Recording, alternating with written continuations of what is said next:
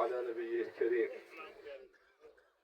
أنا لي الشرف الكبير أنني نعود اليوم معاكم حضور النسخة الرابعة من مهرجان أوكال للتنمية والثقافة والإعلام، وهي فرصة ثمينة أيضا لياك نسلم عليكم ونتعرف عليكم ونشاطركم وما زال الشاطرة المنطقة اهتماماتهم. السيد الرئيس سيد أحمد والبابل، أنا نثمن فيكم إصراركم على أنكم تعودوا واجهة التنمية المحلية في هذه المنطقة، ونثمن فيكم على أنكم أول حد تكلم عن الغبن في منطقة أوكال وعن ضرورة إشراك أطر أوكال في إدارة الشأن السياسي في البلد، وعلى أنكم تكلمتوا عن الهشاشة هون وتكلمتم عن ضعف التنمية والبنية التحتية في هذه المنطقة،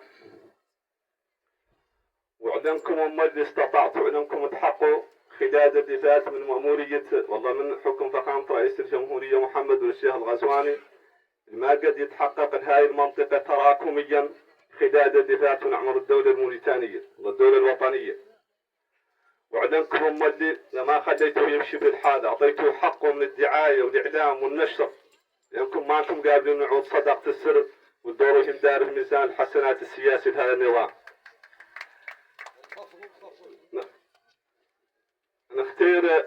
نختار نقول لكم على الفكرة فكرتكم، وعلن أوكال الكلام عنه بدأ معاكم، وإن كانت بناتها من طرحة بناتها ومجموعات أخرى، غير هي منطقة كبيرة وفاصلة بنتكلموا عنها كاملين، وفاصلة في ذاك القد تطرى من الجهد لا يعدل لها. غير بعد الفكرة فكرتكم، وإن شاء الله يعود لكم أجرها وأجر من عمل بها، ويشكركم والسلام عليكم ورحمة الله تعالى وبركاته. نتواجد معكم اليوم في هذه التظاهرة الثقافية التنموية، هذه الربوع اللي في الحقيقة هي ربوع نشوف فيها الأوائل وخلقنا احنا مودي الحمد لله، وكان مرحلة طويلة من العمر فيها.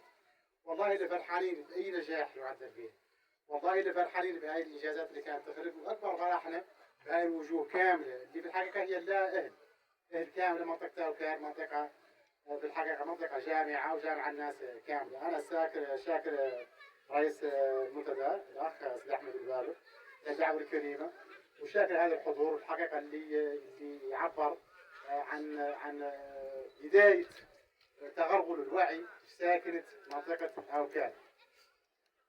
الوعي باش الوعي اللي كانوا يقولوا سادة العمر، نبذهم للإقصاء، نبذهم للتهميش، نبذهم لأنهم ما تلاقوا قابلين لأنهم يعودوا منسيين، وهذه في الحقيقة هي بداية الوعي.